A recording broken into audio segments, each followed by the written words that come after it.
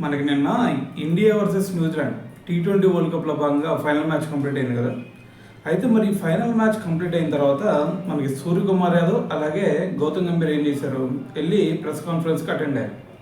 Press కాన్ఫరెన్స్కి attend అయిన తర్వాత గౌతమ్ గంభీర్ ఒకటే చెప్పాడు, అంత ముందు చూసుకుంటే ఏది మనం వ్యక్తిగత రికార్డ్స్ ఏవైతే ఉంటాయో మరి వాటిని సెలబ్రేట్ చేసుకున్నారు. కానీ నేను ఎప్పుడైతే కోచ్గా వచ్చానో అప్పటి నుంచి మేము వ్యక్తిగత రికార్డ్స్ని పక్కన పెట్టేసి కేవలం టీం ఎప్పుడైతే కప్పు కొట్టిందో అప్పుడే సెలబ్రేట్ చేసుకోవడం స్టార్ట్ చేసాము.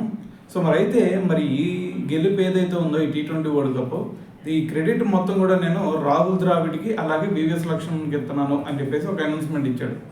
అదేంటి భయ్య, వాళ్ళిద్దరికి ఇచ్చేది ఏంది, ఆడింది వీళ్ళందరూ కదా అంటే గంభీర్ ఒకటే చెప్పాడు, ఇప్పుడు మేము ట్రోఫీ కొట్టాము అంటే దీని అంతటికి కారణం అంతకుముందు రాహుల్ ద్రావిడ్ ఏదైతే మరి ఇండియన్ టీం కోసం కృషి చేశాడో అదొకటి.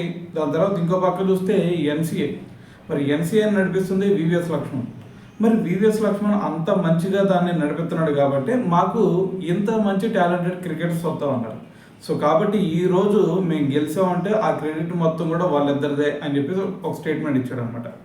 అయితే దాని తర్వాత ఇంకో విషయం అన్నాడు, ఏంటది, మేము ఎప్పుడైతే న్యూజిలాండ్ మీద సౌత్ ఆఫ్రికా మీద ఓడిపోయామో దాని తర్వాత మా మీద చాలా విమర్శలు వచ్చినాయి. విమర్శలు ఎప్పుడైతే వచ్చినాయో మా అందరికి కూడా సపోర్ట్గా నిలిచాడు జైషా గారు. మరి కాబట్టి జైషా మమ్మల్ని ఆ విధంగా నమ్మాడు కాబట్టి ఈరోజు ఇంత మంచి రిజల్ట్స్ వచ్చినాయి. సో కాబట్టి జైషా గారికి కూడా ఎప్పుడు కృతజ్ఞతతో ఉంటామని చెప్పేసి ఒక స్టేట్మెంట్ ఇచ్చాడు అనమాట.